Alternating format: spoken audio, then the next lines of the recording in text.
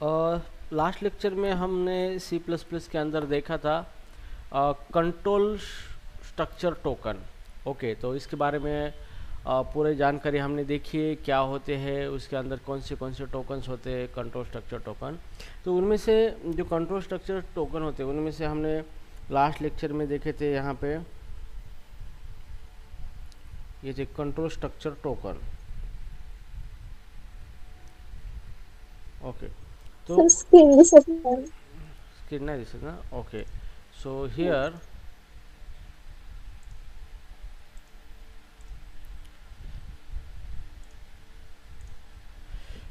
Control structure token.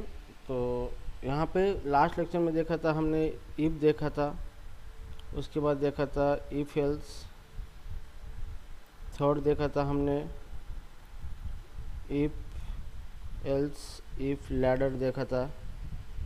ठीक है, तो आज हम देखेंगे यहाँ पे फोर्थ नंबर है, यहाँ पे नेस्टेड इफ एल्स। ठीक है, तो आप यहाँ पे नेस्टेड इफ एंड एल्स देखेंगे, ये कंट्रोल स्ट्रक्चर में आता है और इसके रिगार्डिंग आपको एग्ज़ाम में पूछा जाता है और आपको प्रोग्रामिंग करनी पड़ती है। ठीक है, तो here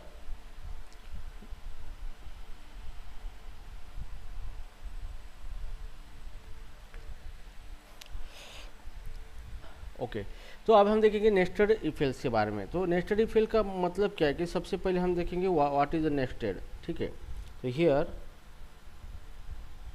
what is the nested mean by nested. तो नेस्टेड का मीनिंग होता है the thing one into another, that is called as a nested. Okay, one within another, so it is a anything that one within another. Okay, तो एक चीज़ किसी दूसरे चीज़ के अंदर होती है तो हम इसको नेस्टेड बोलते हैं। ठीक है, एक के अंदर एक के अंदर एक ऐसे। ठीक है, तो उसी को हम नेस्टेड बोलते हैं। अब नेस्टेड के अंदर यहाँ पे जो भी चीज़ एक के अंदर एक होती है, मतलब सेम चीज़ बाहर भी है और वही चीज़ अंदर भी है, तो इसी को हम नेस्टेड बोलता है। ठीक है, सो हियर यहाँ पे it is same thing that one within another. तो एक ही चीज़ है, एक के अंदर एक है, उसी को हम नेस्टेड बोलते हैं। तो इसी तरीके से नेस्टेड इफ एल्स का मतलब ये होता है कि it is a if within if else within if else. Okay, तो अभी हम देखेंगे what is a nested if else. What is a nested if else?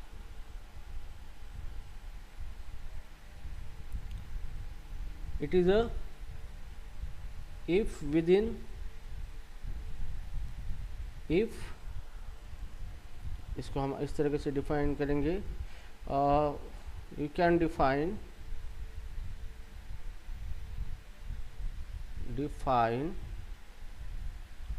Nested if else as follow. ठीक है, तो हम इस तरीके से इसको डिफाइन करेंगे। सो सबसे पहले है यहाँ पे इफ विद इन इफ। ठीक है, इसी को नेस्टेड इफ बोल सकते, या फिर नंबर 2 है इफ विद इन एल्स। ठीक है, एक हो गया। नाउ थर्ड वन यहाँ पे है if else within if, and fourth one is है if else within else. ठीक है, तो नेस्टेड इफ एल्स का मतलब यही होता है कि हम इफ के अंदर इफ लिख सकते हैं, या फिर इफ के अंदर इफ एल्स के अंदर भी इफ लिख सकते हैं। ठीक है, या फिर if else within if के अंदर इफ एल्स लिख सकते हैं, या फिर एल्स के अंदर भी इफ एल्स लिख सकते हैं। तो इसी कॉन्सेप्ट को कहा जाता है नेस्टेड इफ एल्स। ठीक है, तो अभी इसका सिंटैक्स देखेंगे। यहाँ पे सिंटैक्स, मान लो यहाँ पे इफ है, इफ कंडीशन है, और इफ के अंदर हम इफ लिखेंगे, यहाँ पे अनदर कंडीशन है, ठीक है, बॉडी ऑफ इफ, यहाँ पे एल्स भी लिखेंगे हम, आप बॉडी ऑफ एल्स, ठीक है। तो ये इफ खत्म होगा और एल्स स्टार्ट होगा, और यहाँ पे एल्स के अंदर भी हम लिखेंगे if condition body of if, और एल्स लिखना है तो लिख भी सकते हैं, नो वरी, ठीक है। तो एल्स हम नहीं लिखेंगे अभी यहाँ पे। तो ये है इसका सिंटैक्स, ठीक है। तो इसका मतलब ये इफ है और इसका करस्पॉन्डिंग जो है ये एल्स है, इसका ये करस्पॉन्डिंग एल्स है, ठीक है। अब इस इफ के अंदर हमने ये दूसरा इफ एल्स लिखा है यहाँ पे, ठीक है। तो ये क्या है, इफ के अंदर दूसरा इफ एल्स हमने लिखा है, ठीक है। और एल्स के अंदर भी यहाँ पे हमने इफ एल्स लिखा है, इफ लिखा है, आप एल्स भी लिख सकते हो। इस तरह का जो भी कंट्रोल स्ट्रक्चर होता है उसी को नेस्टेड इफ एल्स कहा जाता है, ओके। तो ये नेस्टेड इफ एल्स का इस्तेमाल करके हम अलग अलग तरीके के प्रॉब्लम को सॉल्व कर सकते हैं, अलग अलग तरीके से उसको कंट्रोल करके, ओके। तो अभी बात करेंगे इसके फ्लो चार्ट की। तो इस तरीके से इसका फ्लो चार्ट बनता है, जैसे तो यहाँ पे ये इफ है, ठीक है। तो यहाँ पे इफ अगर ट्रू है तो इसके अंदर नेस्टेड इफ है, और नेस्टेड इफ अगर ट्रू है तो यहाँ पे ट्रू ब्लॉक रन होगा, और फॉल्स है यहाँ पे फॉल्स ब्लॉक रन होगा, ओके। अगर यहाँ पे फॉल्स है तो उसके अंदर भी इफ हो सकता है इस तरीके से, और यहाँ पे ट्रू है तो ये ट्रू ब्लॉक रन होगा, और फॉल्स है तो ये फॉल्स ब्लॉक रन होगा, ठीक है। और फाइनली ये इस तरीके से एंड होगा,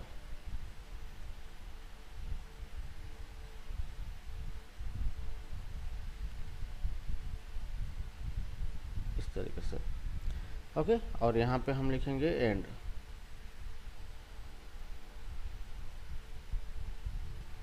ठीक है। तो यहाँ पे देखो, यहाँ पे स्टार्ट ये आपका इफ है, यहाँ पे कंडीशन है, यहाँ पे अगर कंडीशन ट्रू होती है तो इसके अंदर का ये इफ है, ये इफ रन होगा, और ये इफ यहाँ पर भी कंडीशन है, अगर कंडीशन ट्रू है, अगर कंडीशन ट्रू है तो ये ब्लॉक रन होगा, ठीक है। अगर कंडीशन फॉल्स है तो एल्स ब्लॉक रन होगा, और उसके बाद ये एग्जिट होगा,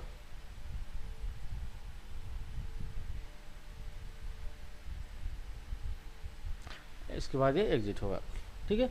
अगर यहाँ पे इफ कंडीशन फॉल्स है तो यहाँ पे उसके अंदर इफ है, नेस्टेड इफ उसके अंदर चला जाएगा, और यहाँ पे कंडीशन है यहाँ पे। अब नाउ कंडीशन अगर ट्रू होती है तो इफ ब्लॉक रन होगा, नेस्टेड इफ ब्लॉक, अगर फॉल्स होती है तो एल्स ब्लॉक रन होगा, नेस्टेड इफ ब्लॉक, और यहाँ पे कंडीशन अगर फॉल्स होती है तो, ठीक है। और फाइनली क्या होगा, ये एग्जिट होगा। तो इस तरीके का इसका जो भी ये फ्लो चार्ट बनता है, मतलब इस फ्लो से ये प्रोसेसर एग्जीक्यूट करता है आपके प्रोग्राम को, ओके। तो इस तरीके का फ्लो चार्ट है। आपको ये एग्ज़ाम में पूछा जा सकता है कि फ्लो चार्ट राइट करो इफ एल्स का, तो एग्जांपल देते वक्त आपको फ्लो चार्ट लिख के भी आप उसका एग्जांपल दे सकते हो, ठीक है। तो चलो अभी इसका एग्जांपल लिखेंगे हम हियर।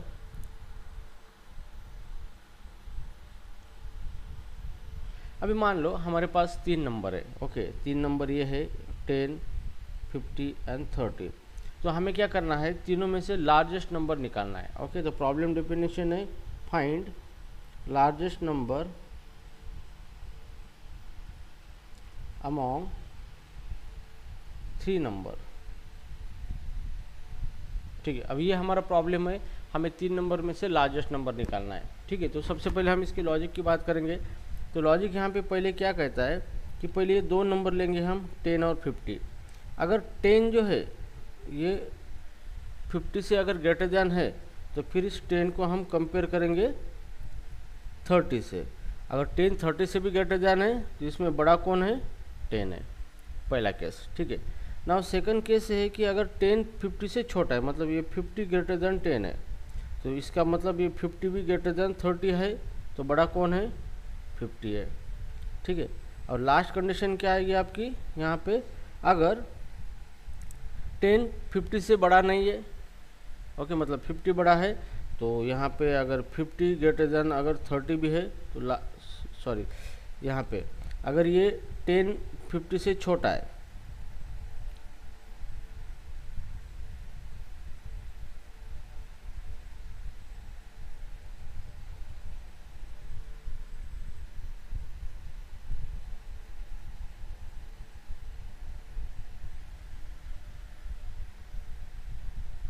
इसका क्या हुआ अभी?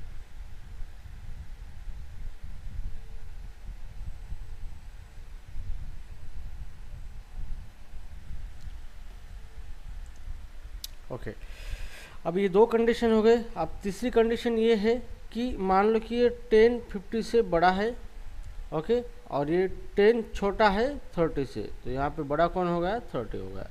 ठीक है, तो इस तरीके से ये हमारा लॉजिक है। तो हम इसको इफ एल्स की मदद से, नेस्टेड इफ एल्स की मदद से हम इसको सॉल्व करेंगे। ठीक है, तो यहाँ पे हम एक वेरिएबल डिक्लेयर करना है सबसे पहले।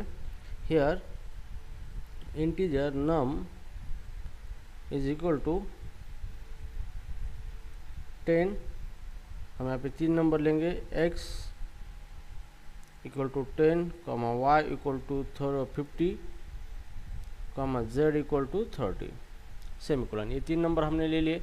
अभी हमें क्या करना है? पहले ये x और y को कंपेयर करना है। तो यहाँ पे लिखेंगे इफ़ अगर x ग्रेटर दैन y है, ठीक है, x ग्रेटर दैन y है, तो यहाँ पे अभी x को कंपेयर करना है z के साथ। तो इफ के अंदर फिर इफ लेना है x ग्रेटर दैन अगर z है,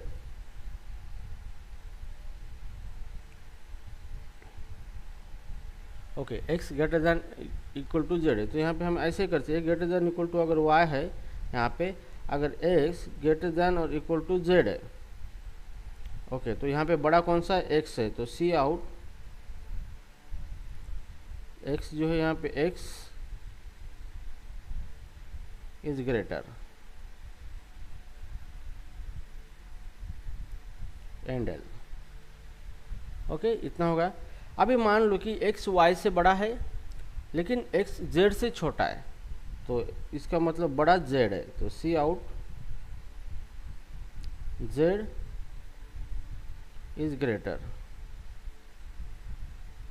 और यहाँ पे एंड एल। ठीक है, अब ये पहला कंडीशन हो गया।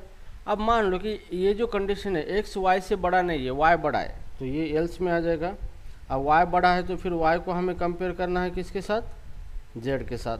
तो if y greater than equal to अगर z है, तो सी आउट कौन बड़ा है? y बड़ा है, इज ग्रेटर एंड एल। अगर y z से बड़ा नहीं है तो else cout z is greater.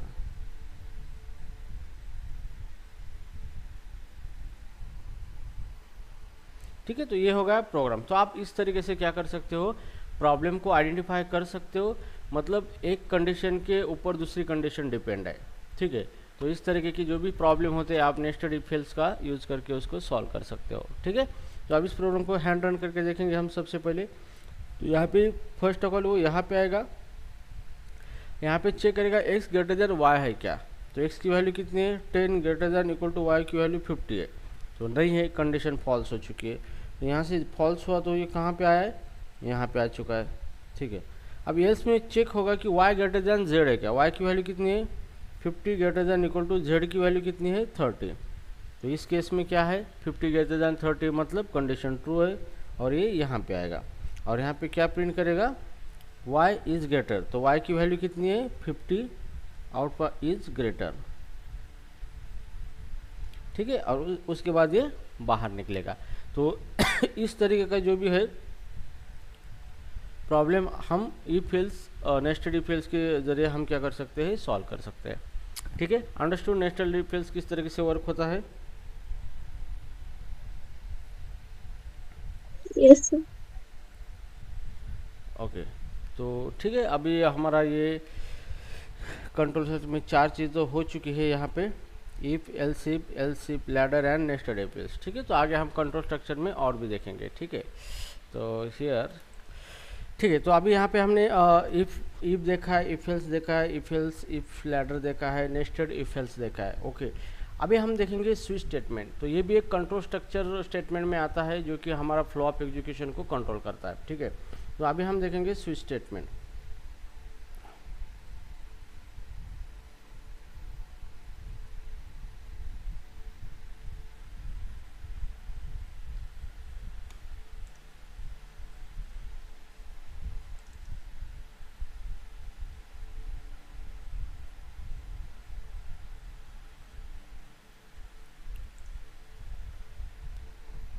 तो इसके अंदर हम देंगे स्विच स्टेटमेंट। ठीक है, तो स्विच स्टेटमेंट के बारे में हम यहाँ पे मैं लिख के देता हूँ। Switch statement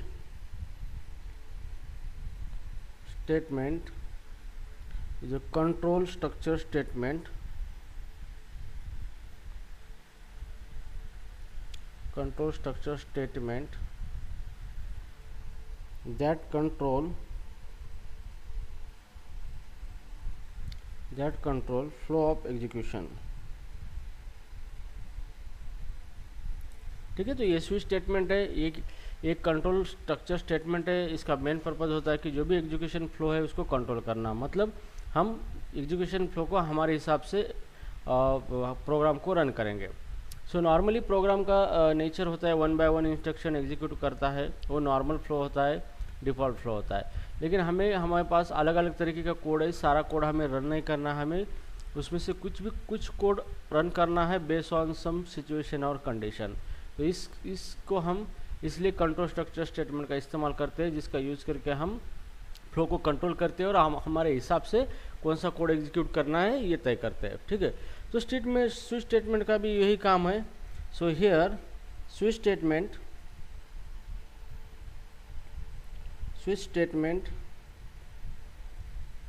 provides mechanism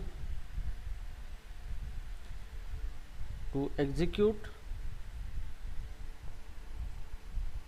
block of code based on expression matching। ठीक है, तो स्विच स्टेटमेंट का मेन पर्पज़ है कि आपके पास मल्टीपल अलग अलग कोड का ब्लॉक है, ब्लॉक ऑफ कोड है, तो आपको उसमें से कोई भी ब्लॉक मतलब एक कोड रन करना है, लेकिन वो एक किसी उसके लिए कुछ बेस है, मतलब कोई एक्सप्रेशन आप दोगे और उस एक्सप्रेशन जब मैच होगा कोड के साथ तो वही ब्लॉक रन होगा। ठीक है, तो चलो आगे हम देखेंगे किस तरीके से। तो सबसे पहले हम देखेंगे इसका सिंटैक्स यहाँ पे।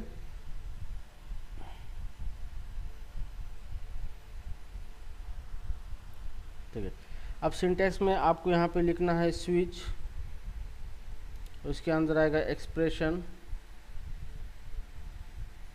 ठीक है, और यहाँ पे आएगा केस, यहाँ पे आएगा कांस्टेंट।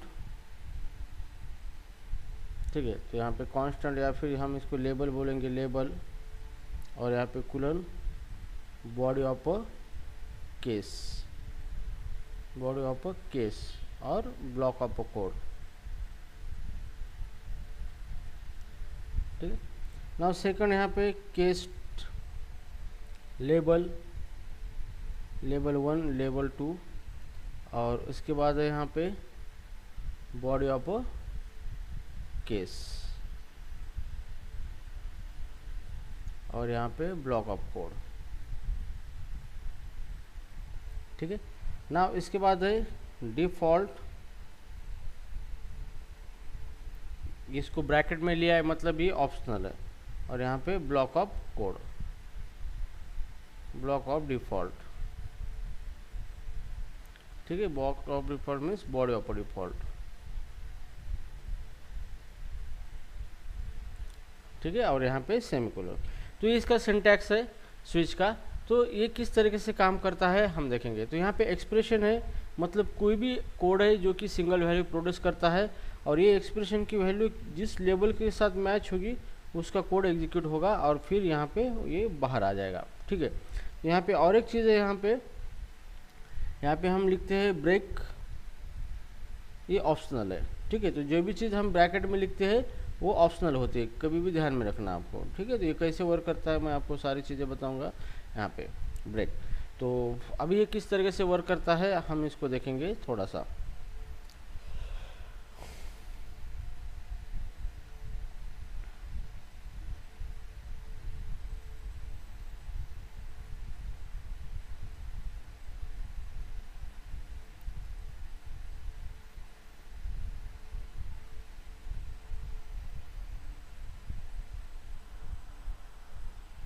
ओके, तो अभी हम इसका फ्लो चार्ट देखेंगे। इसका भी एक फ्लो चार्ट है, flow chart off switch statement.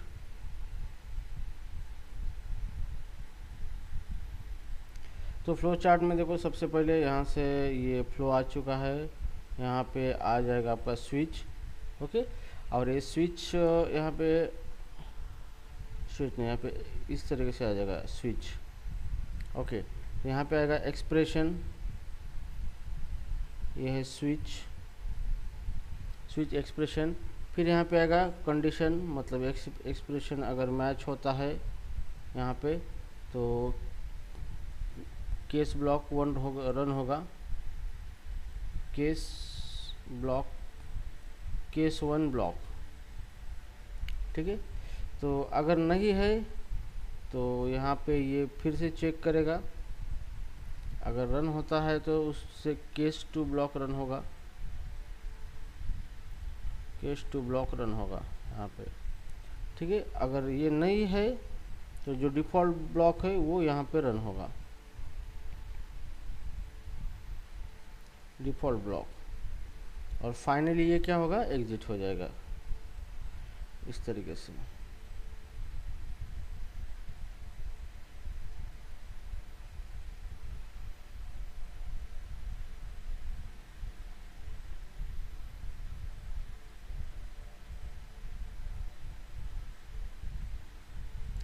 Okay, तो दिस इज द फ्लो, और यहाँ पे आएगा एग्जिट। ठीक है, अब इस तरीके से इसका फ्लो चार्ट है। ठीक है, तो यहाँ पे आएगा केस 1, केस 2, ओके, और यहाँ पे आएगा लेबल, लेबल। ठीक है, अब यहाँ पे क्या होगा, ये फ्लो चार्ट किस तरीके से वर्क करता है। देखो, ये एक्सप्रेशन एक वैल्यू जनरेट करेगा, फिर ये वैल्यू मैच होगी लेबल के साथ। तो अगर यहाँ पे हम मैच होता है तो ये रन होगा ब्लॉक उसका, और बाद में वो एग्जिट करेगा। अगर नहीं मैच होता है, नो मैच, तो फिर ये नेक्स्ट लेवल चेक करेगा। अगर नेक्स्ट लेवल के साथ ये एक्सप्रेशन की वैल्यू मैच होती है इसके साथ, तो ये क्या करेगा, मैच वैल्यू, यहाँ पे मैच, तो क्या करेगा, ये केस 2 ब्लॉक रन करेगा और फिर एग्जिट हो जाएगा। अगर मैच नहीं होती है, अगर यहाँ पे नो मैच होता है तो बाय डिफ़ॉल्ट जो डिफ़ॉल्ट ब्लॉक है वो रन होगा आपका, और उसके बाद क्या होगा, एग्जिट होगा। तो this is your flow chart. तो ये आपको पूछा जा सकता है इंटरव्यू में, या फिर इंटरव्यू में तो नहीं, लेकिन एग्ज़ाम में फ्लो चार्ट आपको लिखना पड़ता है स्विच केस का, किस तरीके से स्विच केस वर्क हो रहा है। ठीक है, तो अभी यहाँ पे थोड़ा सा हम देखेंगे कि ये जो एक्सप्रेशन क्या है, लेबल क्या है, और उसके बाद डिफ़ॉल्ट और ब्रेक क्या है। तो थोड़ा वेयर में इसके रिगार्डिंग थोड़ी इन्फॉर्मेशन मैं देना चाहूँगा। तो वेयर, तो number 1 expression,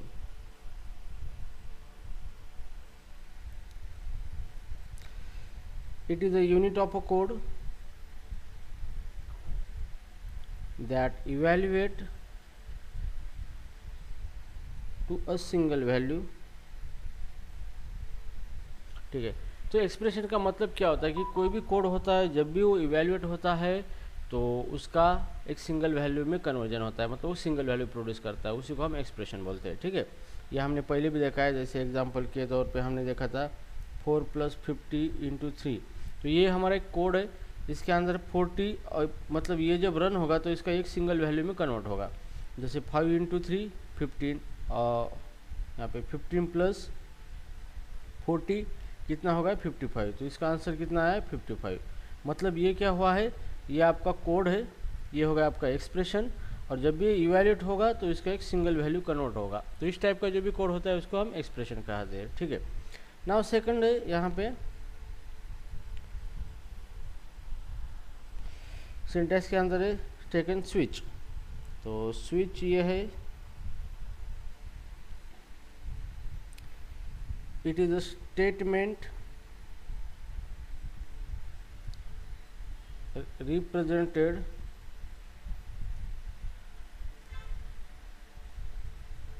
represented by keyword। Okay, तो स्विच एक स्टेटमेंट है, ठीक है, तो इसको हम रिप्रेजेंट करते हैं स्विच कीवर्ड का इस्तेमाल करके। ओके, तो ये कीवर्ड होता है एक। ना उसके बाद यहाँ पे आता है स्विच केस के सिंटेक्स के अंदर एक्सप्रेशन आया है केस, तो हम यहाँ पे लिखेंगे case.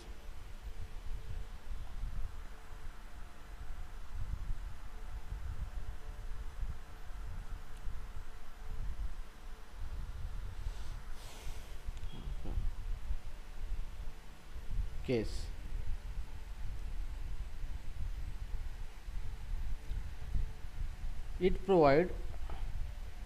it is keyword that provide mechanism to write a block of code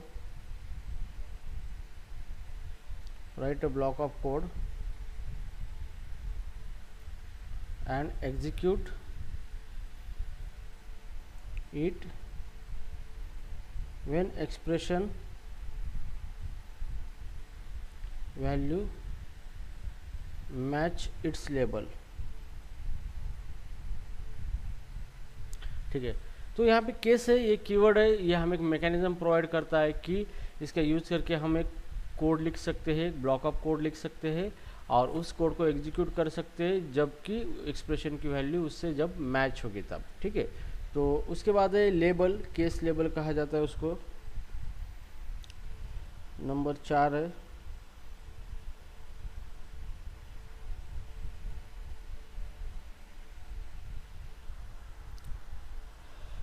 case label. Okay, तो it is matching condition for that decide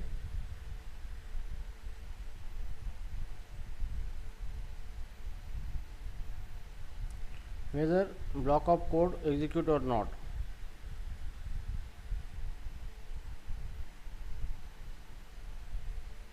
ठीक है, तो आपको जो भी कोड एग्जीक्यूट करना है वो रन करना है या नहीं करना है, हम लेबल के ज़रिए एक मैचिंग कंडीशन बनाते हैं, जो मैच होती है तो उस कोड को एग्जीक्यूट करता है। ठीक है, अब इसके कुछ रूल्स है, रूल्स ऑफ लेबल है यहाँ पे, rules of label case label, तो ये कुछ रूल्स है, ये पता होना ज़रूरी है आपको।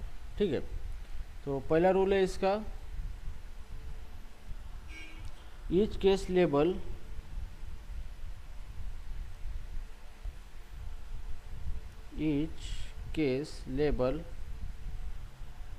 must be a unique constant or constant expression।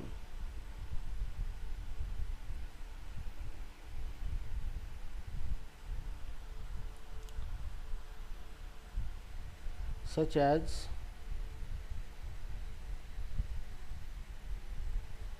literal or constant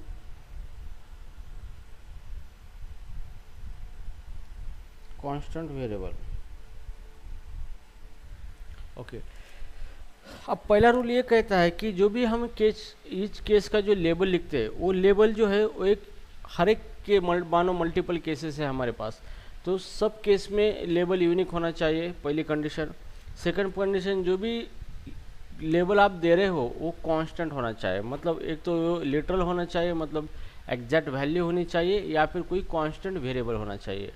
okay, आप उसको सिर्फ वेरिएबल नहीं लिख सकते। ठीक है, जैसे कि हमारा लिटरल है और यहाँ पे कांस्टेंट वेरिएबल है।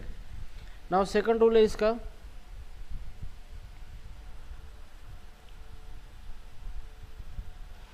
C++ require that the case labels must be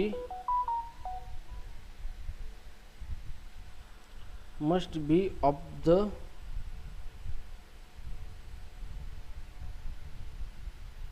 same type as the switch expression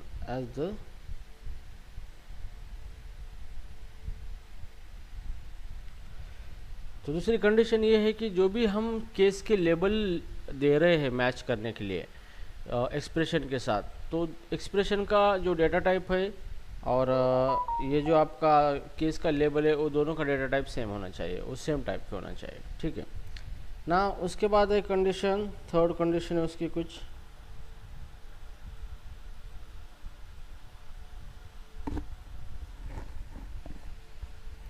multiple case label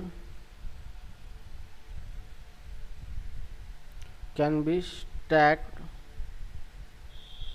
together if they should trigger same block of code, ठीक है। अब ये जो पॉइंट है, ये पॉइंट क्या कहता है कि आप मल्टीपल लेबल लिख सकते हो और सबके लिए एक ही ब्लॉक ऑफ कोड कॉल भी कर सकते हो, ठीक है। तो ये पॉइंट्स मैं आपको इम्प्लीमेंट करके दिखाऊंगा, तब आपको समझ में आएंगे किस तरीके से, ठीक है। नाउ उसके बाद है सिंटेक्स के अंदर यहाँ पे ब्रेक स्टेटमेंट लिखा था हमने, ये ब्रेक स्टेटमेंट, ठीक है।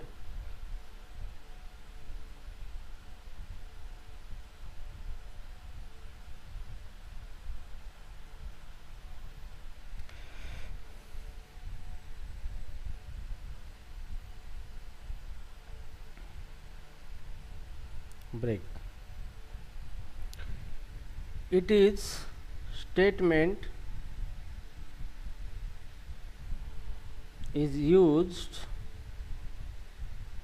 to exit the switch block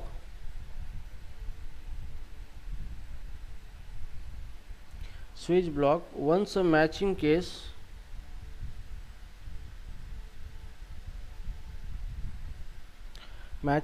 is found and it code is executed,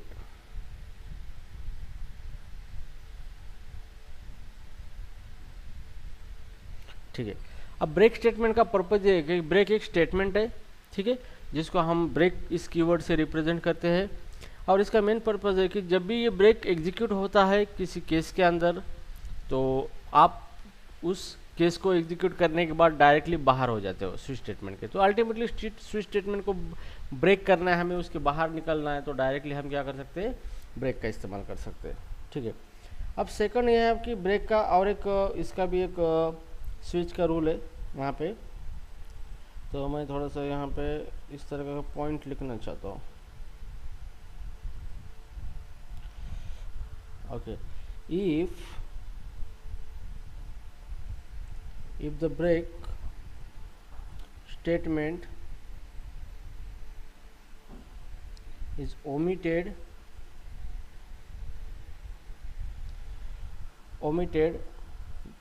the execution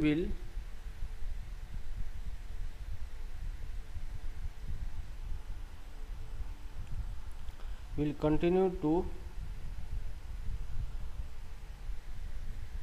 the next case label regardless of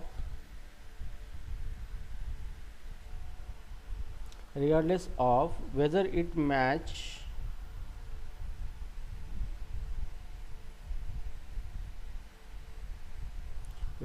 it matches the expression or behavior.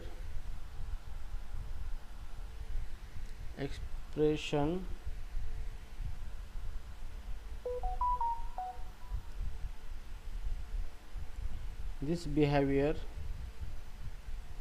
known as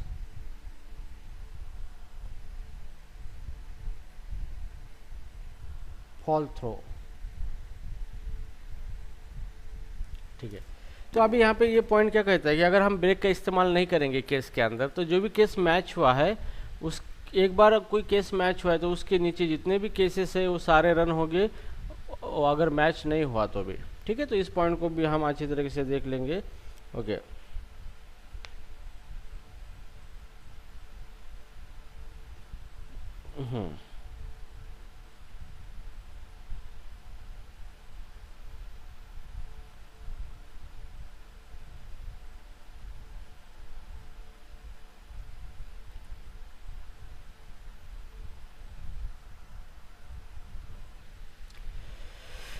okay, तो ये इसके syntax के बारे में अभी हमें देखा। अभी डिफ़ॉल्ट केस के बारे में देखेंगे। डिफ़ॉल्ट के बारे में इसके अंदर हमने डिफ़ॉल्ट भी लिखा था, ठीक है। तो यहाँ पे 6 default,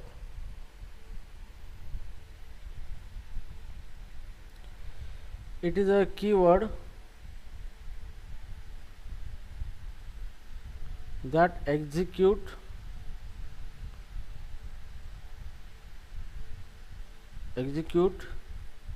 if no case match, ठीक है। तो ये जो डिफ़ॉल्ट है ये क्या करता है, इसका जो कोड है वो एग्जीक्यूट करता है। ये keyword that execute block of code if no case match. अगर कोई भी आपका मैच नहीं हुआ है केस, तो फाइनली ये क्या करता है, डिफ़ॉल्ट एग्जीक्यूट करता है, ठीक है। Right now here it is a optional, default is optional in a switch। तो आप स्विच के अंदर डिफ़ॉल्ट ऑप्शनल है, यूज़ भी कर सकते हो या फिर नहीं भी कर सकते हो, ठीक है। तो ये चीज़ें अभी स्विच के सिंटैक्स के बारे में हो गई। अभी थोड़ा सा हम स्विच की कुछ लिमिटेशन के बारे में देखेंगे। ओके, कुछ लिमिटेशन है स्विच की। अब लिमिटेशन क्या है हम देखेंगे यहाँ पे। लिमिटेशन ऑफ स्विच,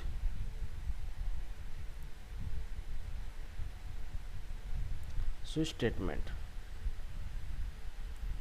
तो स्विच स्टेटमेंट की कुछ लिमिटेशंस है। तो पहला लिमिटेशन है यहाँ पे number 1, data type.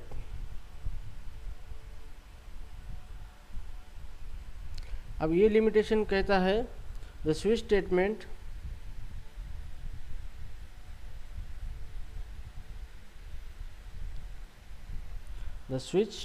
Only support integral types,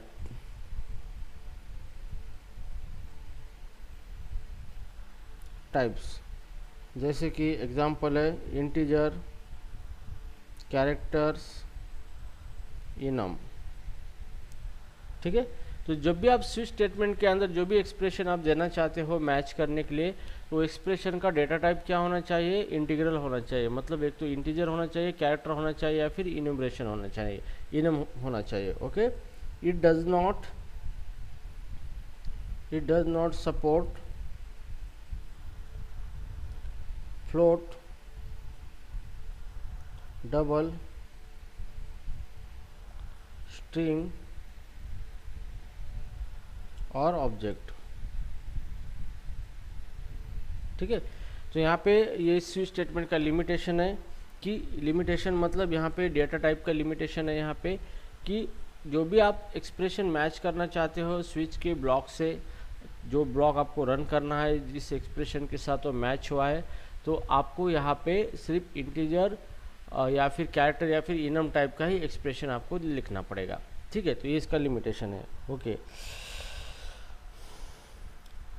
तो चलो अभी ये तो हो गया स्विच का, स्विच के बारे में थियरी। अब हम इसको अभी प्रैक्टिकली देखेंगे किस तरीके से, ठीक है। तो अभी ये हम इसको सिंपल एग्जांपल लेंगे, simple example of a ship.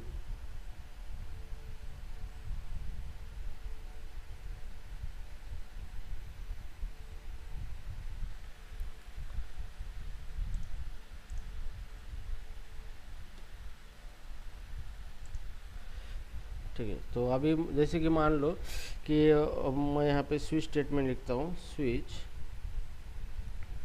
Okay, जैसे हम लिखेंगे इंटीजर नंबर लिखेंगे, यहाँ पे नंबर इक्वल टू हम दे देंगे 50 सेमीकोलन, ठीक है। अब हमें स्विच लिखना है, स्विच, और यहाँ पे हम दे देंगे नम, ठीक है। तो ये क्या होगा, this is called as a expression,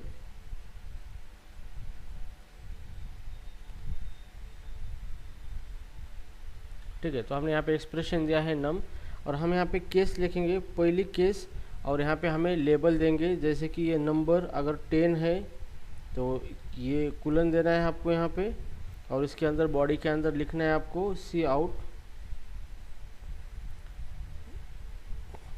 10 number, ठीक है। तो मैं यहाँ पे क्या करना चाहता हूँ, अगर ये 10 से मैच होता है तो यहाँ पे सी आउट के अंदर मैं 10 मैसेज प्रिंट करना चाहता हूँ। और जैसे ही प्रिंट हो गया तो मैं यहाँ पे ब्रेक करना चाहता हूँ उसको, ठीक है। दूसरा केस लिखेंगे हम 50 कोलन, अगर 50 मैच हुआ तो सी आउट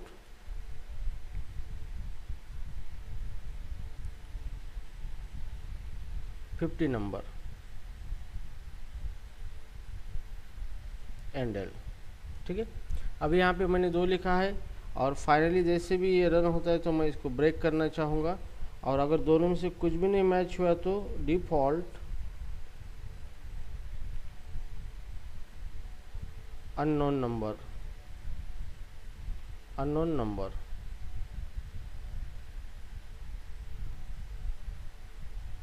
एंडल, ठीक है। तो ये इस तरीके से हमने स्विच लिखा है। तो यहाँ पे हम देखो ये जो 10 दिख रहा है आपको यहाँ पे, दिस वन 10 यहाँ पे, और यहाँ पे 50 दिख रहा है आपको, दिस वन, ठीक है। तो this is called as what, ये क्या है, लेबल है। इसको क्या कहा जाता है, केस लेबल।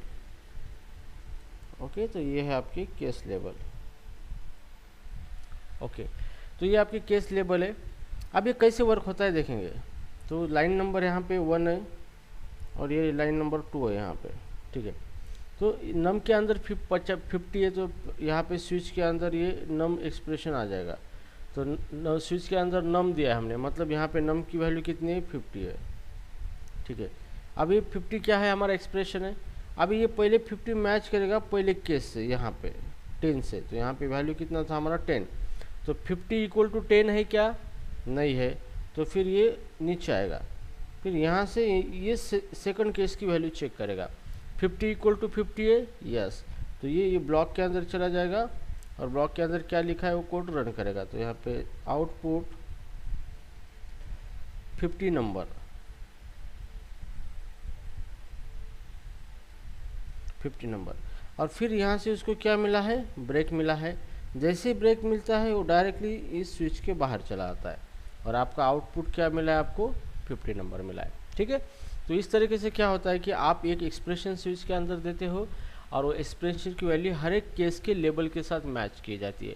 जिस लेबल के साथ वो मैच होती है उसी लेबल का केस का जो ब्लॉक है वो कोड पूरा रन होता है, ठीक है। और जब ब्रेक यूज करते हो तो जहाँ पर ब्रेक मिलता है वो स्विच के बाहर आ जाता है। तो इस तरीके से आपका स्विच काम करता है, ठीक है ना। अभी हम देखेंगे स्विच स्टेटमेंट विदाउट ब्रेक। अब यहाँ तो हमने ब्रेक का इस्तेमाल किया, लेकिन ब्रेक ऑप्शनल है। अगर हम विदाउट ब्रेक इस्तेमाल करेंगे तो इसका बिहेवियर किस तरीके से होगा, अब ये देखेंगे आप।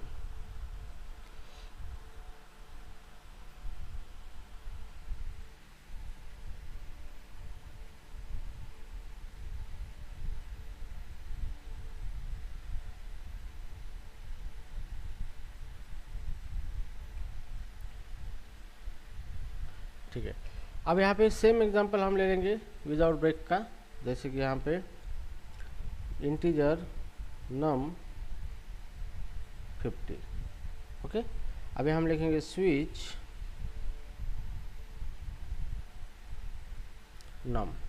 अब यहाँ पे एक्सप्रेशन दिया है तो केस लिखेंगे, पहला केस है 10, और यहाँ पे हम लिखेंगे सी आउट 10 नंबर, 10 नंबर एंडल, ठीक है। अब हम यहाँ पे कोई ब्रेक नहीं इस्तेमाल कर रहे हैं, डायरेक्टली केस सेकंड लिखेंगे हम, केस 50 सी आउट, अगर 50 से मैच होता है तो यहाँ पे 50 नंबर,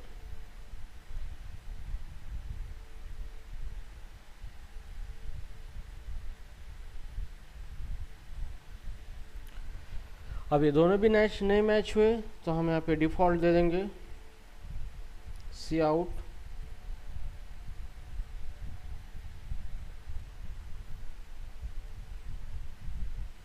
अननोन नंबर एंडर, ठीक है। ये इतना हो गया हमारा सेमीकोलन। तो सेम प्रोग्राम हमने लिखा है, सिर्फ यहाँ पे हमने ब्रेक का इस्तेमाल किया था, यहाँ पे इसके अंदर हमने ब्रेक का इस्तेमाल नहीं किया यहाँ पे, ओके। इस तरीके से अब ये रन कैसे होता है देखो। तो चलो ये लाइन नंबर 1 है, ये लाइन नंबर 2 है, ये लाइन नंबर 3 है, लाइन नंबर 4 है, लाइन नंबर 5 है, 5 ओके, और ये लाइन नंबर 6 है यहाँ पे।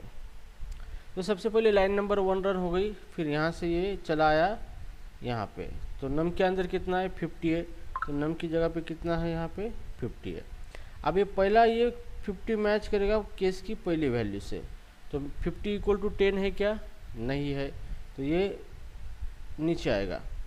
फिर ये मैच करेगा सेकंड केस से 50, तो 50 = 50 है, यस फाइंड आउट हुआ है, तो डायरेक्टली ये इसके बॉडी में चला जाएगा और जो लिखा है वो रन करेगा। तो क्या लिखा है हमने 50 नंबर, ये हमारा आउटपुट आएगा यहाँ पे, आउटपुट 50 नंबर।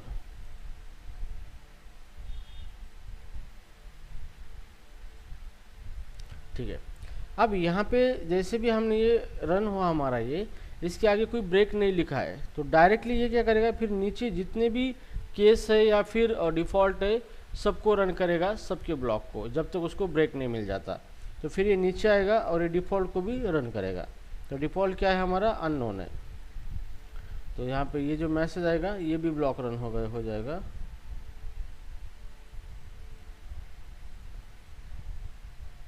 अननोन नंबर,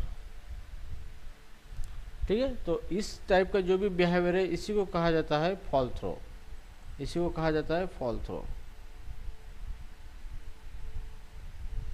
ठीक है, तो जैसे भी एक केस मैच होता है और उस केस के अंदर अगर ब्रेक नहीं है तो उसके नीचे जितने भी केस है डिफ़ॉल्ट है सब एग्जीक्यूट होगा कोड अनटिल उसको ब्रेक नहीं मिल जाता। तो इस तरीके से आप विदाउट ब्रेक यूज करोगे तो आपको इस तरीके से इसका परिणाम मिलेगा। ठीक है, अंडरस्टूड किस तरीके से वर्क होता है ये विदाउट ब्रेक और ब्रेक।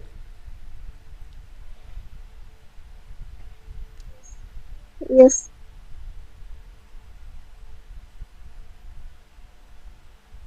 ठीक है, अभी हमने इसके ब्रेक के बारे में देखा है यहाँ पे। अभी यहाँ पे हम थोड़ा एग्जांपल देखेंगे।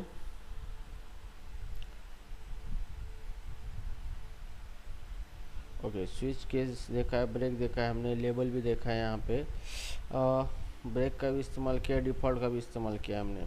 ठीक है, हाँ अभी हम यहाँ पे देखेंगे डेटा टाइप्स, स्विच के लिमिटेशन के बारे में देखेंगे। ठीक है, तो स्विच किस तरीके से लिमिटेशन है स्विच के।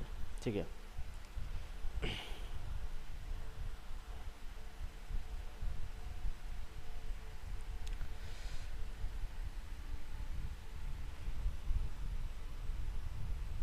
demonstration of limitation of a switch।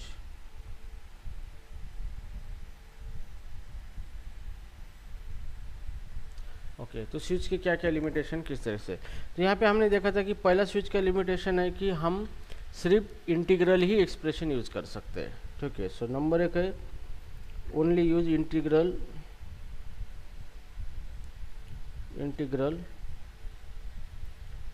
expression such as the integer, character, and third one is the enum।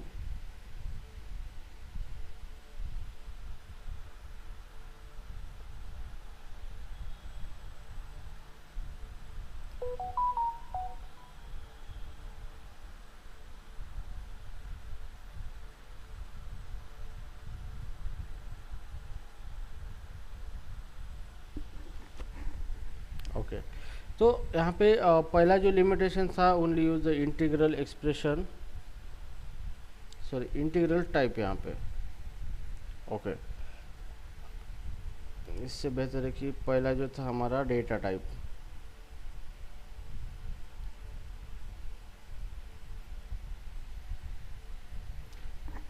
It can use only integral types. ठीक है, तो सच एज इंटीजर, कैरेक्टर और enum. Okay, तो अभी हम इसको देखेंगे किस तरीके से।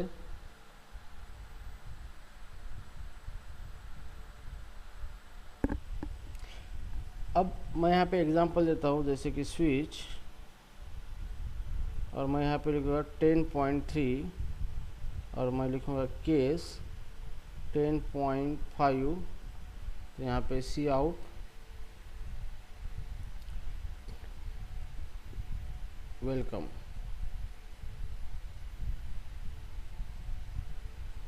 एंड एल, ठीक है। उसके बाद मैं लिखूँगा केस 10.30 और सी आउट गुड मॉर्निंग, ये प्रिंट करना चाहूँगा मैं एंड एल, ओके। अब ये स्विच खत्म हुआ है। अब इस टाइम क्या हुआ है कि यहाँ पे हमने कौन सा डेटा टाइप यूज़ किया है, ये जो डेटा टाइप है ये डबल है हमारा, क्या है, डबल है। लेकिन यहाँ पे एक्सप्रेशन सिर्फ आप कौन सा दे सकते हो, इंटीजर, कैरेक्टर और इनम ही दे सकते हो। तो इस केस में क्या होगा, आपको कंपाइलर एरर देगा, ठीक है। तो ये आपको एरर आ जाएगा, क्योंकि ये कहता है कि सिर्फ आप यहाँ पे इंटीजर ही या फिर कैरेक्टर या फिर इनम ही इस्तेमाल कर सकते हो, ठीक है। तो ये लिमिटेशन है इसका। नाउ सेकंड, यहाँ पे अभी हम बात करते हैं लेबल की। तो लेबल के लिमिटेशंस है यहाँ पे, limitations of a label. So here limitations of case label, ठीक है। तो पहला लिमिटेशन ये है कि जो भी हम केस का लेबल दे रहे हैं वो कांस्टेंट होना चाहिए, ओके। तो label should be constant, constant और लिटरल, ठीक है। तो अभी यहाँ पे हम इसका जो लेबल है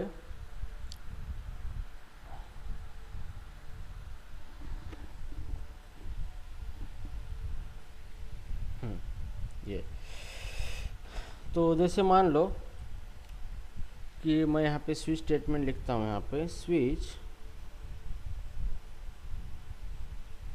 और मैं लिखूँगा यहाँ पे 50 एक्सप्रेशन, और यहाँ पे हम लिखेंगे integer num is equal to 50,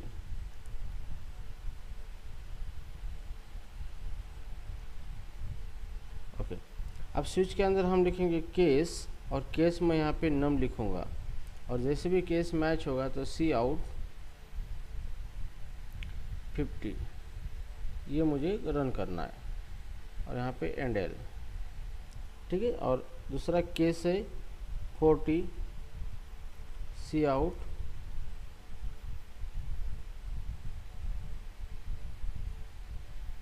endl, ठीक है। अब यहाँ पे ये जो कोड लिखा है हमने, तो यहाँ पे पहला रूल क्या है कि यहाँ पे स्विच के अंदर हमने 50 एक्सप्रेशन दिया है, लेकिन जो केस का लेबल है नम, ये तो वेरिएबल है ये, तो this will give the error, ठीक है। तो ये लेबल जो है ये क्या होना चाहिए, एक तो कांस्टेंट होना चाहिए और या फिर लिटरल होना चाहिए, ठीक है। तो इस तरीके से ये आपको अलाउड नहीं है। तो फिर अलाउ अगर आपको करना है तो यहाँ पे आपको लिखना है कांस्टेंट, और कांस्टेंट आप दे देंगे तो ये कांस्टेंट वेरिएबल यहाँ पे यूज कर सकते हो नम, और फिर ये वर्क होगा इस तरीके से, ठीक है। तो अगर आपको यूज करना है तो यहाँ पे कांस्टेंट वेरिएबल ही आप इस्तेमाल कर सकते हो, या फिर लिटरल, मतलब ये 40 क्या है, ये लिटरल है, this is called as a literal, मतलब एक्चुअल वैल्यू, और लिटरल ऑलवेज कांस्टेंट होता है। अगर आप वेरिएबल यूज करना चाहते हो लेबल के अंदर, मतलब केस के अंदर as a label, case label, तो वो आपका एक तो कांस्टेंट वेरिएबल होना चाहिए या फिर कांस्टेंट एक्सप्रेशन और लिटरल होना चाहिए, ठीक है। तो ये हो गया उसका एक लिमिटेशन। नाउ सेकंड जो है same type expression limitation,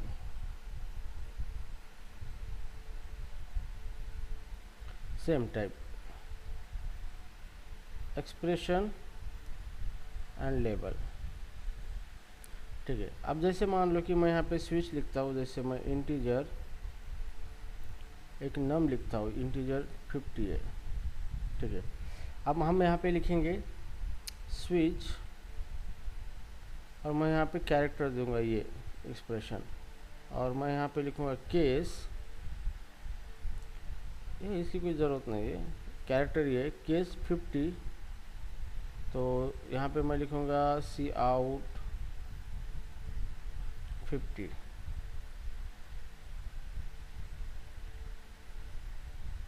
and L, case second 30 cout 30 endl, ठीक है। और यहाँ पे अगर मैं लिखूँगा केस ये कैरेक्टर, और यहाँ पे सी आउट ये कैरेक्टर, मैं ये प्रिंट करना चाहता हूँ इसका, ठीक है, इस तरीके से। अब यहाँ पे ये जो रूल क्या कहता है, जो भी एक्सप्रेशन है आपका, ये एक्सप्रेशन है, this is called as a switch के अंदर जो भी होता है वो एक्सप्रेशन होता है, और एक्सप्रेशन और ये लेबल है, this is called as a label. तो एक्सप्रेशन और label both are the same data type, same data type ये होना चाहिए। लेकिन अभी यहाँ पे क्या हो रहा है, एक्सप्रेशन जो दिया है उसका डेटा टाइप क्या है, एक्सप्रेशन का कैरेक्टर है, और यहाँ पे लेबल जो दिया है मैंने उसका डेटा टाइप इंटीजर है। तो अभी character is not equal to integer, तो यहाँ पे क्या करेगा, कंपाइल आपको एरर देगा, ठीक है, ये आपको अलाउ नहीं करेगा। अगर आपको जो भी एक्सप्रेशन लेबल के साथ मैच करना है तो दोनों का भी डेटा टाइप सेम ही होना चाहिए। इसके ऊपर आपको इंटरव्यू में या फिर इसके ऊपर क्वेश्चन पूछे जा सकते हैं आपके एग्जामिनेशन में, तो ये ट्रिकी पार्ट होता है स्विच स्टेटमेंट का। ओके, तो ये चीज़ आपको ध्यान में रखना है। नाउ इसके बाद ब्रेक स्टेटमेंट भी हो चुका है हमारा, ठीक है। तो हम switch statement, switch using character, तो हम यहाँ पे स्विच स्टेटमेंट लिखेंगे,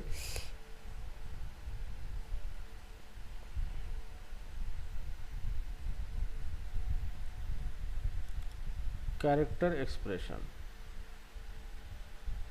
ठीक है। तो अभी मैं यहाँ पे एक स्विच लेना चाहूँगा, स्विच, और एक्सप्रेशन में कैरेक्टर दूंगा कैपिटल ए। ओके, तो पहला केस लिखेंगे हम, अगर कैपिटल ये है तो यहाँ पे सी आउट में मैं प्रिंट करना चाहूँगा, अगर मैच हुआ तो A for Apple and L, ठीक है। और उसके बाद हम ब्रेक लिखेंगे ताकि इसके बाद बाहर आना चाहिए, केस बी, और अगर मैच होता है बी से तो cout B for ball endl, ठीक है। अब ये जो है यहाँ पे हमने एक्सप्रेशन ओके, तो यहाँ पे हमने एक्सप्रेशन क्या दिया है, यहाँ पे कैरेक्टर है, तो ये क्या है, कैरेक्टर टाइप एक्सप्रेशन है, इसको क्या कहते हैं, कैरेक्टर टाइप एक्सप्रेशन कहा जाता है, ठीक है। तो ये एक्सप्रेशन कैरेक्टर है, तो सबसे पहले ये मैच करेगा केस 1 से, मैच हुआ है तो इसकी बॉडी में एंटर करेगा, और जो सी आउट लिखा है वो हमें आउटपुट मिलेगा, तो सी आउट, आउटपुट में आ जाएगा हमें ए फॉर एप्पल, ठीक है। तो ये फॉर एप्पल यहाँ पे हमारा आउटपुट आया है, फिर उसके बाद उसको ब्रेक मिला है, तो जैसे ब्रेक मिलेगा वो बाहर चला जाएगा, ठीक है। तो इस तरीके से आप कैरेक्टर का भी इस्तेमाल कर सकते हो यहाँ पे, ठीक है। आप स्ट्रिंग का भी इस्तेमाल कर सकते हो एक्सप्रेशन के लिए, स्ट्रिंग भी एक कलेक्शन ऑफ कैरेक्टर होता है C++ के अंदर। ओके, तो ये किस तरीके से स्ट्रिंग का इस्तेमाल कर सकते हो आप, वो भी हम देखेंगे। यहाँ पे आई थिंक स्ट्रिंग का इस्तेमाल आप नहीं कर सकते, क्योंकि आप सिर्फ कैरेक्टर, इंटीजर और इनम 3 टाइप ही यूज कर सकते हो। तो यहाँ पे मैंने लिमिटेशन दिया है, लिमिटेशन में हमने दिया है स्विच का डेटा टाइप का लिमिटेशन है कि एक तो हम इंटीजर एक्सप्रेशन यूज कर सकते हैं, कैरेक्टर या फिर इनम यूज कर सकते हैं, ठीक है। तो इनम को हम बाद में देखेंगे, जब हमारा इनमरेशन चैप्टर आएगा तब इनम आपको पता चलेगा क्या है क्या नहीं है, ठीक है। So in this way your switch statement is work.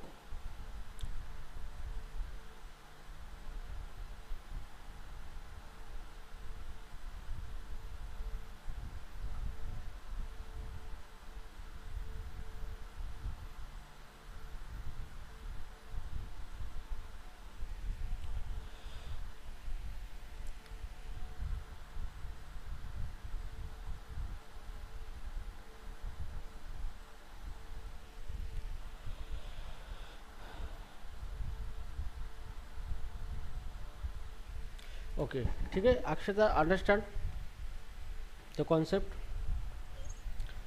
Yes sir. पूरा डीप में लिया है यस मैंने, सर। बहुत डीप में लिया है ये सारी चीज़ें आपको। तो इस तरीके से आप स्विच स्टेटमेंट का इस्तेमाल कर सकते हो, इस तरीके से स्विच स्टेटमेंट का यूज़ करके आप प्रोग्रामिंग कर सकते हो, ठीक है। तो स्विच इस तरीके से वर्क होता है, ठीक है। So now do you want to continue और stop right now, tell me. Stop stop करा करेगा, सर। ठीक है। Okay, from tomorrow our lecture will be continue, and please be active on a group, okay.